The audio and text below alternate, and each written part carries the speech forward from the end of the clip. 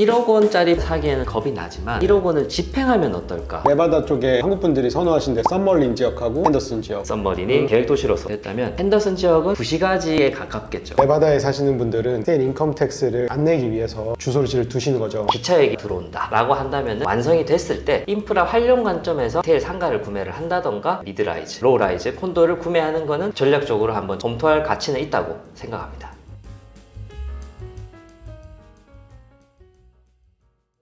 1억 원짜리 부동산을 사기에는 좀 많이 겁이 나지만 네. 1억 원을 집행하면 어떨까? 투자 테크닉이 들어가는 거죠. 융자를 끼게 되면 1억 원이 아닌 그거보다 조금 더 되는 값이 나가는 부동산을 살 수도 있겠죠. 한국 분들이 이제 융자를 달러 기준으로 60% 70% 하는 것도 대단히 무섭기는 해요. 하지만 물건의 형태가 실질적으로 좀 구매 의사를 타진해 볼 만한 형태로 바뀐다는 거죠. 그러니까 지금 1억이 달러로 환산하면 약 7만 5천 불 정도 되는 것 같아요. 맞습니다. 50%를 우리가 더 대출을 받는다고 가정했을 때는 가액이 한 15만 불 정도 선을 얘기하시는 거죠, 그죠? 맞습니다. 네네네. 오케이. 맞습니다.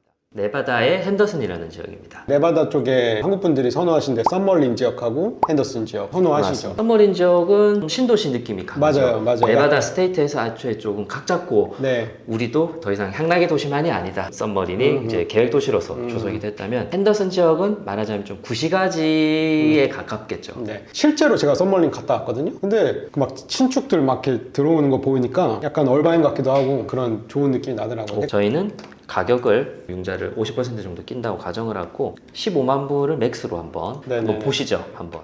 일단은 사실 땅이죠. 아, 이거는. 땅이네요. 네, 이거. 네가 사서 뭐 집을 짓던가. 음. 근데 주변 동네를 보시면은 한적합니다. 아, 그래도 이런 데 보세요. 깨끗하게 잘 건축해놨네. 그쵸. 비슷하게 건축하면 되겠네. 네. 15만 불의 땅을 사서 건축비가 어느 정도 들까요?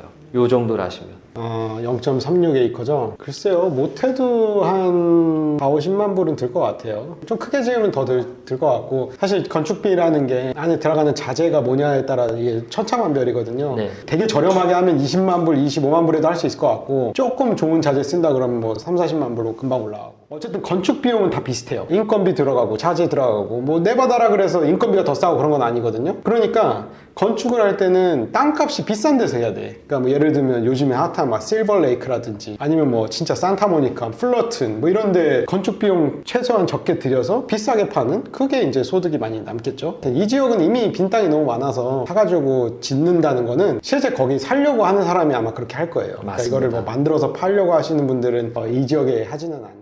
네, 요거 한번 볼까요? 손으로 딱 정해줬어. 이거 오른쪽 집이라고.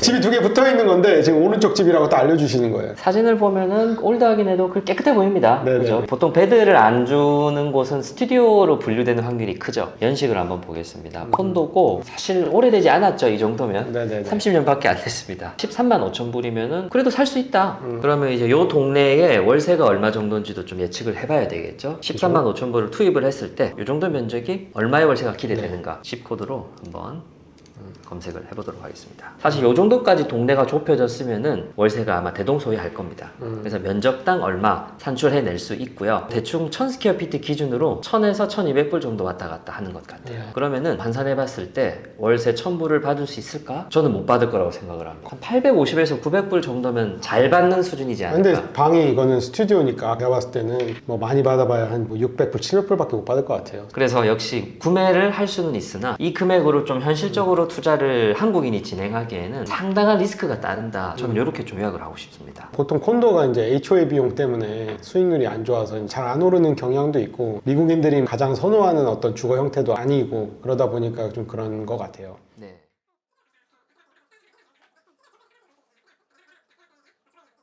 베가스를 문의 주시는 분들 중에 절대 다수가 썸머린이라는 지역을 물어보십니다. 왜냐하면 이미 다 듣고 오세요. 상당히 신도시로 조성이 됐고 깨끗하고 신축들이 많다. 그리고 학군도 베가스 안에서 괜찮다. 요 정보들을 가지고 오시거든요. 맞아요. 근데 사실 투자 목적으로 저희가 베가스를 이렇게 추천드리지는 않고 있어요. 어쩔 수 없이 베가스에 이제 가셔야 되거나 베가스에 살아야 될 수밖에 없는 그런 분들한테는 썸머린이라는 지역을 추천드리지만 같은 비용으로 더 좋은 수익률을 얻을 수 있는 곳들이 있기 때문에 이쪽을 많이 추천드리지는 않습니다. 네.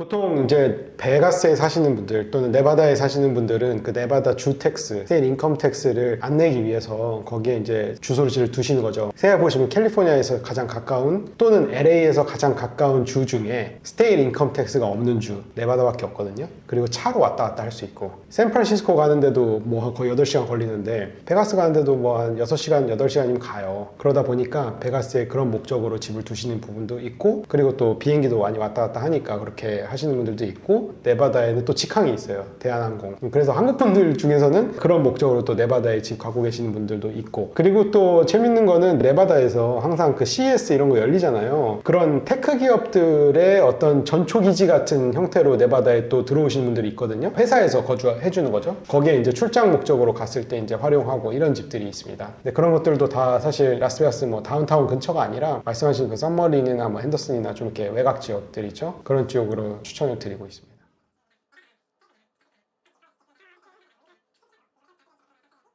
저는 개인적으로는 굉장히 유효하다고 생각을 해요. 왜냐하면은 호재를 다루더라도 한국보다 그 호재를 길게 가져갈 수 있는 나라라고 생각을 합니다. 한국의 부동산 호재는 어때요? 정권 형태에 따라서 정말 요동치는 폭이 커요. 그래서 정말 운때가 맞으면 100%, 120% 상승도 기대할 수 있지만 반대 방향도 생길 수 있고요. 사실 한국과 미국의 상황이 정말 너무나 다르기 때문에 같은 호재의 관점으로 보더라도 접근 방식은 분명히 달라야 합니다. 그래서 기차역이 뭔가 들어온다 라고 한다면은 오히려 그 개발권은 주로 정부가 가져갈 확률이 좀 일반적으로 커요. 그러니까 이제 좀 완성이 됐을 때 인프라 활용 관점에서 작은 리테일 상가를 구매를 한다던가 미드라이즈 혹은 로우라이즈 콘도를 구매하는 거는 전략적으로 한번 검토할 가치는 있다고 생각합니다.